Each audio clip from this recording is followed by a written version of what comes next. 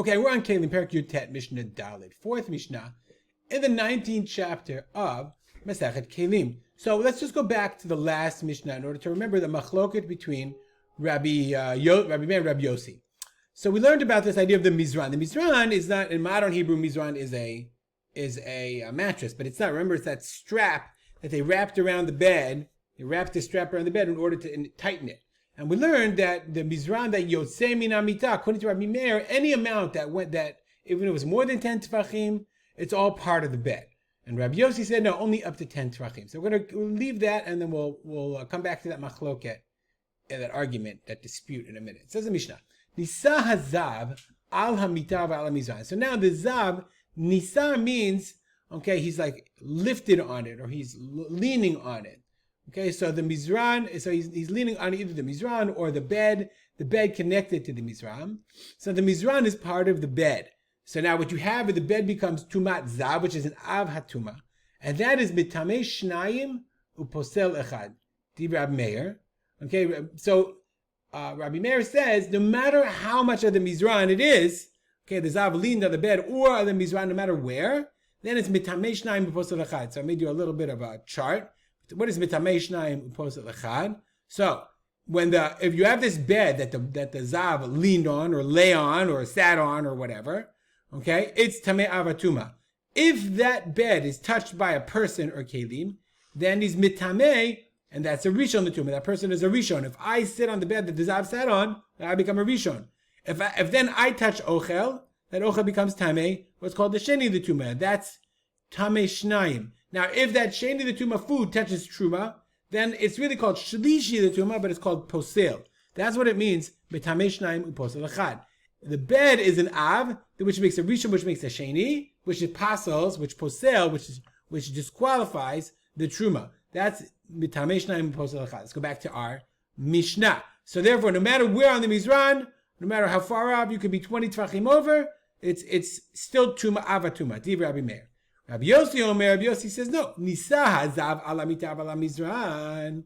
Asarat tefachim, if he leaned on the bed, or the mizran, up to 10 tefachim, asarat tefachim, then mitamei shnayim posel echad. Then he agrees, up to 10 tefachim, that's fine. Okay, but me'asara v'lachutz, but if it's more than 10, 11, 12, 13 tefachim, then mitamei echad uposel echad.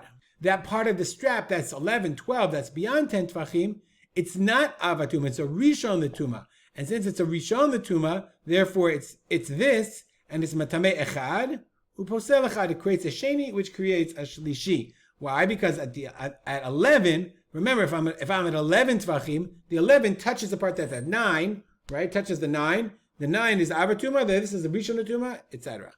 Now the Mishnah says, Nisa al ha-mizran. Let's say the zav didn't lean on the bed, but leaned or sat on or was carried by only the mizran, only the strap. Says the Mishnah, me'asara v'lifnim tamei. If it's from 10 tefachim and in towards the bed, tamei. Me'asara v'lachutz tahor. If it's from 10 and beyond, then it's tahor. Now, the language of tamei and tahor is a problem, because tamei and tahor are lashon zachar, male. So what's tamei?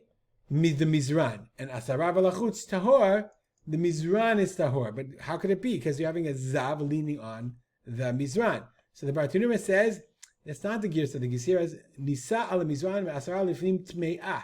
Tmei'ah, not, let's look over here. See, we have the girsa of tamei. The Bartanura says, no, the girsa, the right language is tmei'ah. Garsinan. That's the proper way to read the Mishnah. V'lo garsinan tamei. Why? Because tamei would mean the mizran, which is zachar. If the zav leans on the mizran, if he leaned or was carried on this strap that's within 10, if he leans on the strap within 10, then the bed is tamei. Why? Since the up to 10 is considered a chibur, a connection to the bed. Therefore, kishenitma a mizran, when the mizran becomes tamei nitmei tamita, the bed becomes tamei. But from 10 and beyond, it's not a chibur lamita. This must be the opinion of Rabbi where are we? I went the wrong way, excuse me, of Rabbi Yossi, right? And he says, but beyond 10 tvachim, it's not a chibur. To horamita, velonit made b'tumat mizrah, and then the mizrah is tamei, but not tamita. That's why the Bartenura says it has to be tme'ah, from 10 in tme'ah, from 10 out to hora, the bed, because the mizrah itself is definitely tamei. If you say it's tamei, then you have to be talking about the mizrah, and you have to go into crazy explanations. Now, just the language is very, very fascinating. He says, "Kach nir'et be'enai perush mishnah azo." This is how I see this, the explanation of this mishnah. The girsat rabotai.